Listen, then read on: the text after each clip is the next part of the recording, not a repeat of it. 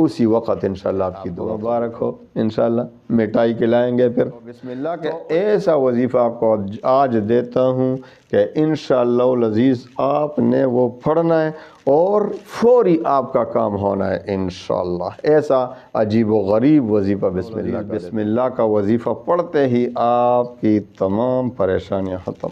جس حاجت کے لیے یہ وظیفہ پڑھیں گے بسم اللہ الرحمن الرحیم، یہ جو بھی نیک کام ویسے ہی شروع کرتے ہیں ہم تو بسم اللہ پڑھتے ہیں، تو بسم اللہ تو ہر چھوٹا بڑا پڑھتا ہے، لیکن آپ نے پڑھنے کا نام تو سنا ہے لیکن اس کے فائدے آپ نے کبھی نہیں دیکھا کہ اس کے فائدے کیا ہیں۔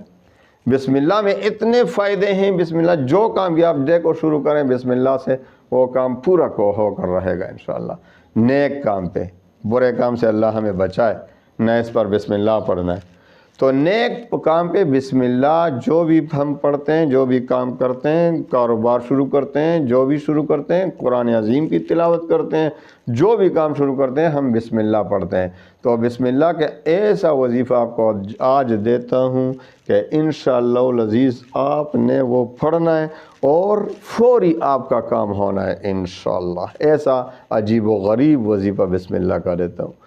تو آئیے سب سے پہلے اگر اس کے آپ عامل بن گئے تو بہت نور علی نور، نور علی نور۔ بغیر عامل بننے کی بھی بسم اللہ کا وظیفہ پڑھ سکتے ہیں، لیکن میں آپ کو مشورہ دیتا ہوں کہ سب سے پہلے اس کا عامل بنے تو یہ آپ کا بنے گا اسم اعظم، پھر آپ کے لیے بسم اللہ اسم اعظم بن جائے گا، اور اتنا مشکل کام بھی نہیں اس کا عامل بننے کا، نہ کوئی رجت ہوگی، نہ آپ کو جنات تنگ کریں گے، کچھ بھی نہیں ہوگا۔ میں اجازت دیتا ہوں آپ کو، اجازت عام ہے، کوئی بھی اجازت نہ مانگے۔ آپ کو پتہ ہے میرے وظائف کی اجازت ہمیشہ میں آپ کو کہتا رہتا ہوں عام ہوتی ہے، ہاں 4 شرائط کے ساتھ جو کہ زندگی کے لیے ضروری ہے، وہ صرف وظیفے کے لیے نہیں۔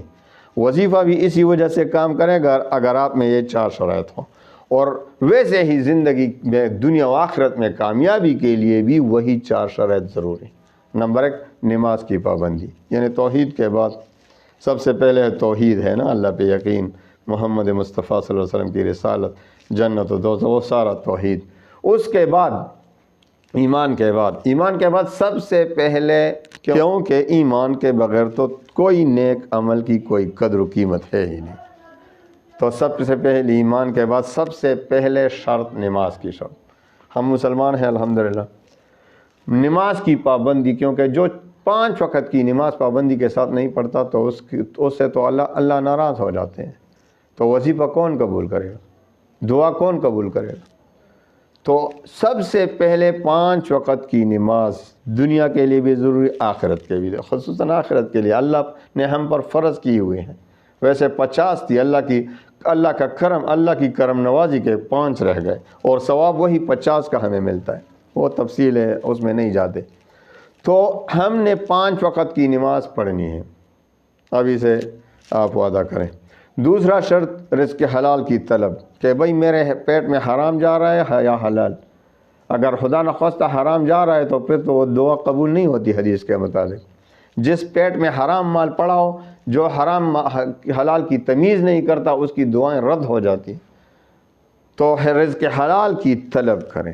تیسرا شرط اللہ تعالیٰ پر یقین اور اعتماد کامل ہو۔ آپ جو بھی وظیفہ پڑھ رہے ہیں، دعا کر رہے ہیں، تو اللہ تعالیٰ پر یقین کامل ہے۔ دعا میں قبولیت کے لیے سب سے بڑا مانع یہ ہے کہ انسان یہی سوچے کہ میری دعا قبول نہیں ہوتی، اللہ پر یقین نہیں اس کو۔ حدیث قدسی میں آتا ہے کہ میں اپنے بندے کے ساتھ اس کے ظن اور اس کے گمان کے مطابق ہی معاملہ فرماتا ہوں، یعنی جس طرح مجھ پر یقین رکھے گا، گمان رکھے گا، میں اسی کے مطابق معاملہ فرماؤں گا۔ تو جو خوش نصیب اللہ پہ اعتماد اور یقین کامل کے ساتھ وظیفہ پڑھ رہا ہو، اس کا وظیفہ قبول ہو جاتا ہے اور اس کا بیڑا پار ہو جاتا ہے، کیونکہ اسی ظن کے مطابق معاملہ فرما لیتے ہیں، اس کو یقین ہے اللہ پہ۔ اور جس کو شک ہو رہا ہو اللہ پہ کہ یار کبھی تو قبول نہیں ہوئی، چلو یہ بھی پڑھتا ہوں، دعا بھی مانگ رہا ہے، شک بھی کر رہا ہے، تو حدیث قدسی کے مطابق اللہ تعالیٰ اس کو اسی شک کے مطابق اس فیصلہ فرما لیتے ہیں، اس کے ظن، اس کے گمان کے مطابق کہ اس کا یقین ٹھیک نہیں ہے، شک ہو رہا ہے، تو اس کی دعا رد ہو جاتی ہے۔ تو تیسرا شرط اللہ تعالیٰ پر یقین و اعتماد کامل ہو۔ چوتھا اور آخری شرط وظیفے کا تلفظ ٹھیک ہو۔ آپ جو بھی پڑھتے ہیں جو بھی وظیفہ پڑھتے ہیں تو اس کا تلفظ آپ کو صحیح طور سے آتا ہے، صحیح طور سے آپ پڑھ سکتے ہیں۔ بسم اللہ الرحمن الرحیم کا وظیفہ دے رہا ہوں آپ کو، بسم اللہ الرحمن الرحیم صحیح طور پر پڑھنا آتا ہے تو سب سے پہلے کسی کے ساتھ سیکھ لیں، اگر صحیح نہ ہو تو اس پر تو پکڑ کی کا خطرہ ہے۔ بسم اللہ الرحمن الرحیم، بسم اللہ الرحمن الرحیم، صحیح طور پہ بسم اللہ سیکھنا ہے، اس کے بعد وظیفہ شروع کریں۔ اور آئیے اب سب سے پہلے آپ کو وظیفے سے پہلے یہ بتا دوں کہ اگر آپ عامل بن گئے تو بہت فائدہ ہوگا۔ عامل بننا بھی کتنا آسان ہے، یقین کریں اتنا آسان۔ بسم اللہ الرحمن الرحیم پر کتنا وقت لگتا ہے؟ آپ نے صرف 40 دن کی محنت کرنا ہے، 40 دن کا ایک چلہ کاٹنا ہے، اس میں کوئی پابندی نہیں، اس میں زمان و مکان کی کوئی پابندی نہیں، جس وقت بھی آپ پڑھ سکتے ہیں، 40 دن میں یہ وظیفہ پورا کر سکتے ہیں اور آپ عامل بن جائیں گے 40 دن میں۔ چلہ کاٹنا ہے، نہ کسی کھانے پینے کی چیزوں میں کوئی پرہیز ضروری ہے، کچھ بھی نہیں، بس آپ جو بھی کھانا کھاتے ہیں کھاتے رہیں، جو بھی نارمل زندگی وہ گزارتے رہیں اور ساتھ ساتھ یہ وظیفہ پڑھتے رہیں، 40 دن میں آپ بن جائیں گے عامل۔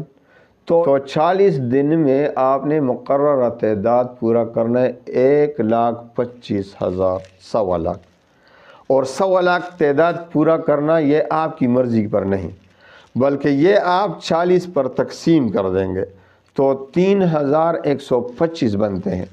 روزانہ آپ نے یہ بھی نہیں کہ کس دن سے شروع کرنا ہے، جس دن سے بھی شروع کرنا چاہیں کر سکتے ہیں، آج ہی شروع کر سکتے ہیں تو آج ہی شروع کریں، کل سے شروع کرنا ہے تو کل سے شروع کریں، جب بھی آپ چاہیں شروع کریں، لیکن بوضو پڑھنا ہے۔ بوضو ویسے ہی بوضو جو رہتا ہے، ہمیشہ کوشش کریں زندگی میں بوضو رہا کریں، رزق کی تنگی نہیں آئے گی انشاءاللہ، جنات آپ پر مسلط نہیں ہوں گے، آپ پر جادو وغیرہ اثر نہیں کرے گا۔ ہمیشہ زندگی میں کوشش کریں کہ بے وضو ہو جائیں تو فوراً وضو کر لیا کریں۔ تو آئیے اب آتے ہیں وظیفے۔ تو آپ نے 40 دن میں 1,25,000 بار بسم اللہ پورا کرنا ہے، یعنی پورا بسم اللہ، بسم اللہ الرحمن الرحیم۔ اور سب سے پہلے جب آپ شروع کرتے ہیں روزانہ تو 11 بار درود شریف پہلے اور 11 بار آخر میں پڑھا کریں 40 دن۔ تو جب پورا ہو جائے 3,125 بار روزانہ، 3,125 کو ضرب دیں 40 سے تو 1,25,000 بنتے ہیں نا، حساب کر لیں۔ تو 3,125 بار روزانہ پڑھیں، اول و آخر 11 بار درود شریف کے ساتھ، اور آخری جب 40واں دن آ جائے تو اسی ترتیب سے پورا کریں، پورا ہو جائے گا آپ کا چلہ، آپ عامل بن گئے، آپ کو مبارک ہو انشاءاللہ، مٹائی کھلائیں گے پھر۔ تو اس کا عامل بن گئے تو اب آپ کا بن گیا بسم اللہ، تو ویسے ہی بہت سے علماء کہتے ہیں اس میں اعظم ہے، لیکن آپ کا تو حقیقتاً اس میں اعظم بن گیا۔ اب آپ کو جو بھی کوئی ضرورت ہوگی پیش ہوگی تو آپ نے 11 بار درود شریف اور خوب بازو بیٹھ کر تنہائی میں بسم اللہ الرحمن الرحیم 786 بار پڑھنا ہے، 786 بار، اور آخر میں پھر 11 بار درود شریف، درود ابراہیمی ہو تو بہتر ہے، ویسے کوئی بھی درود پڑھ سکتے ہیں۔ تو انشاءاللہ العزیز، اور اگر اس سے پہلے 2 رکعت صلاۃ حاجت کی بھی پڑھیں تو بہت بہتر ہوگا۔ صلاۃ حاجت کے 2 رکعت پڑھ کے 11 بار درود شریف اور 786 بار بسم اللہ الرحمن الرحیم، اور آخر میں پھر 11 بار درود شریف، اور پھر خوب دل سے رو رو کر دعا، اسی وقت انشاءاللہ آپ کی دعا قبول ہوگی۔ اگر ہمارے اعمال کی کوتاہیوں، ہمارے بدعمالیوں کی وجہ سے رد ہو جائے تو دوبارہ کریں، کل پھر کریں۔ اللہ کے سامنے تو جتنا روئیں گے اللہ خوش ہوتا ہے ہمارے رونے سے۔ ہماری اللہ کے سامنے ہم التجا کرتے ہیں، فریاد کرتے ہیں، اللہ تعالیٰ کو بہت پسند ہے۔ تو بار بار کریں، انشاءاللہ ایک ہی مرتبہ سے آپ کی دعا قبول ہوگی، لیکن ویسے بالفرض والمحال اگر ایک دن میں قبول نہ ہو تو دوبارہ کریں نا، اللہ کے سامنے جتنا فریاد کرو گے اللہ کو خوشی ہوگی۔ تو ہمیں بھی اپنی دعاؤں میں یاد رکھیں، اور نیک اعمال جاری رکھیں، خصوصاً گناہوں سے بچ کر رہیں، استغفار کرتے رہیں، اللہ کو مناتے رہیں، اللہ سے صلح کرتے رہیں، تو اللہ تعالیٰ یہ دنیا بھی ہمارے لیے جنت کا نمونہ بنا دے گا۔ وآخر دعوانا ان الحمد للہ رب العالمین۔